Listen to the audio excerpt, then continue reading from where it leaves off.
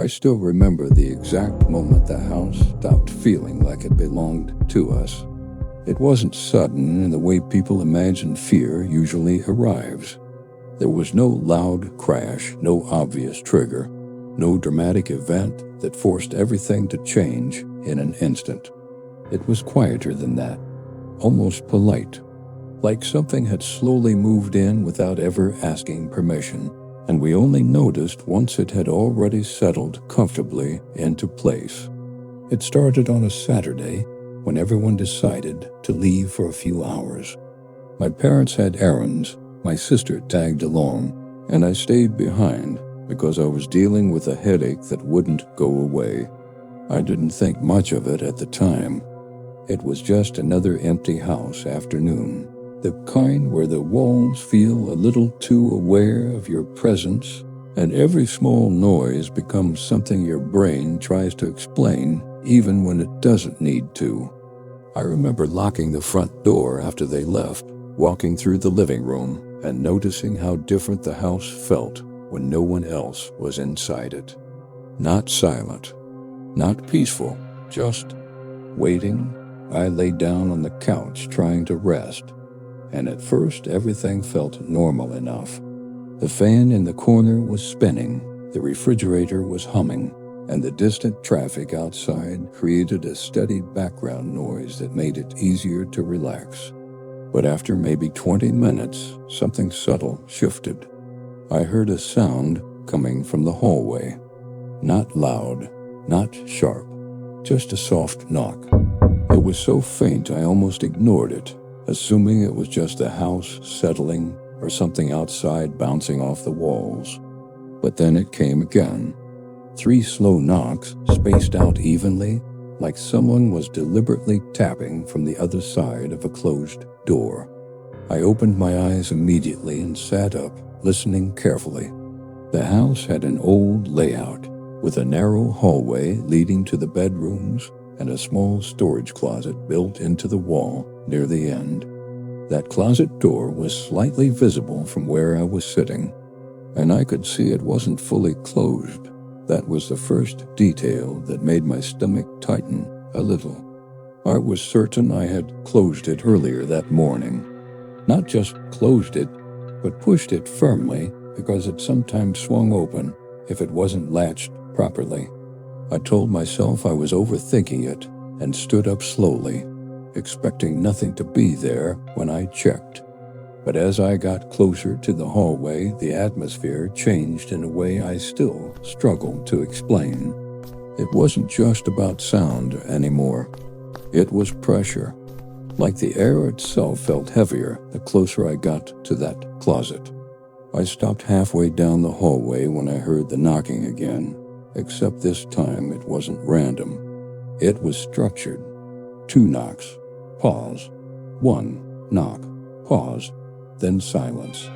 It felt intentional, like it was trying to get my attention in a way that required patience. I didn't call out. I didn't move. I just stood there staring at the door, trying to convince myself there was a rational explanation for what I was hearing. I took out my phone and called my sister, because she was supposed to be with my parents. She answered quickly, and I asked where everyone was. She told me they were still out, nowhere near home yet. That answer should have made me feel safer, but it didn't.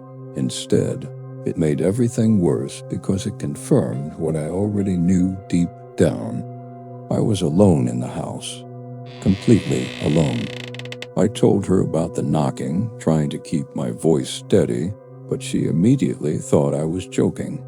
That changed when I asked her to stay on the line. I put the phone on speaker and slowly started walking toward the hallway again. The knocking had stopped completely by then, which somehow made it worse. Silence felt like a response. When I reached the hallway entrance, I didn't go all the way in.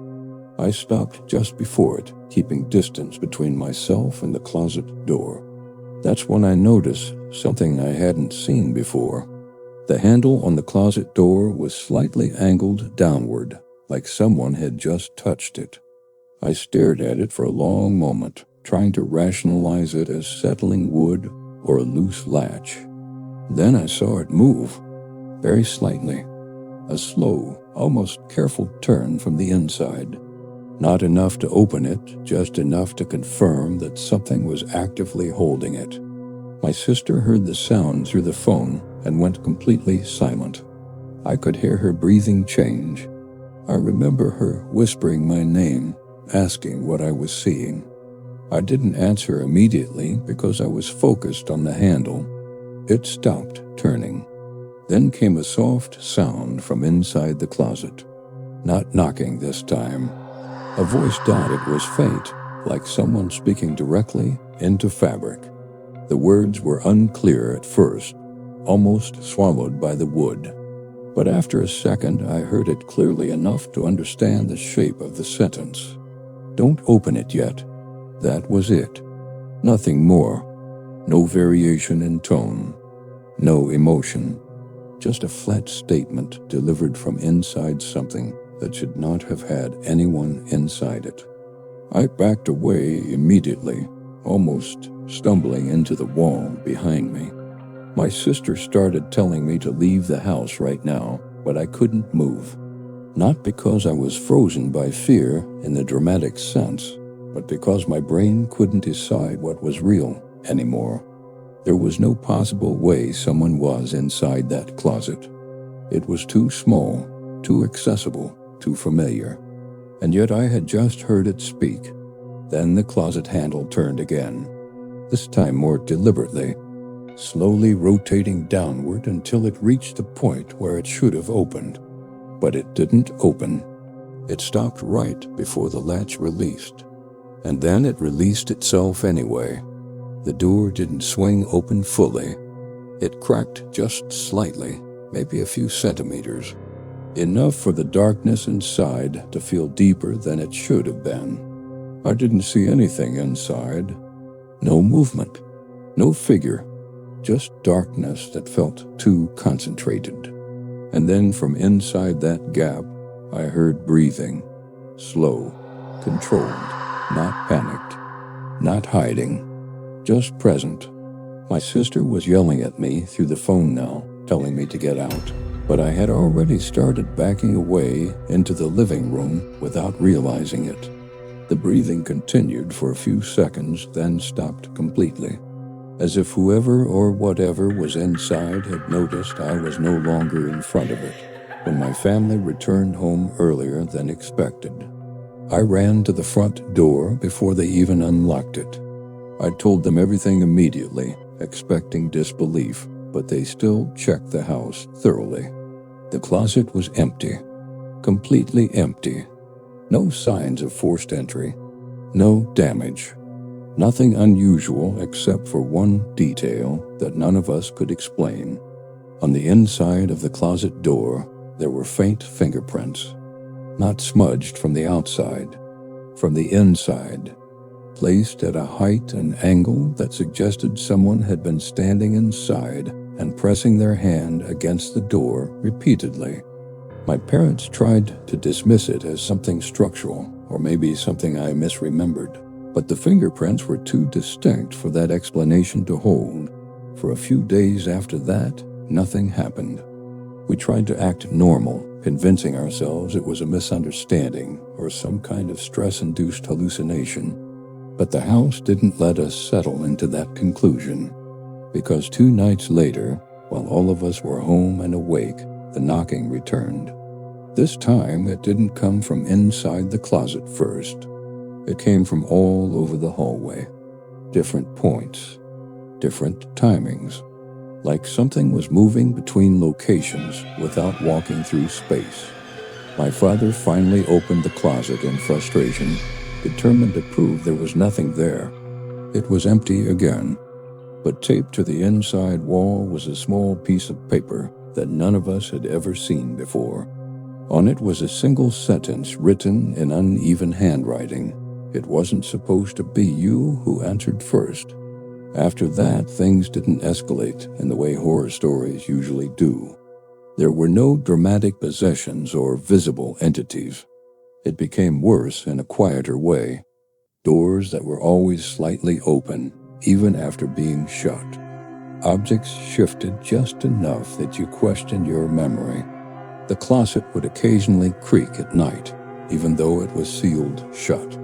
And sometimes when the house was completely silent, you could hear something moving behind the walls in a slow, patient rhythm, as if it was learning the layout of the house without needing to see it.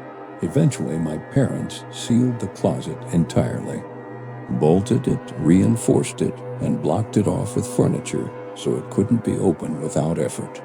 That helped for a while. The noises reduced. The sense of being watched faded slightly, but it never fully disappeared. It just changed form. The house still felt aware in a way it shouldn't, like something inside. It had already learned enough about us that physical access was no longer necessary. I don't live there anymore, but I still think about that closet sometimes. Not because I want to understand it, but because I can't stop wondering what it meant by that sentence. Not supposed to be you. As if whatever was inside had been waiting for someone specific to acknowledge it. And every now and then, in places that have nothing to do with that house, I hear knocking again. Not loud, not aggressive, just patient, like it's still trying to finish what it started without ever having to force its way in.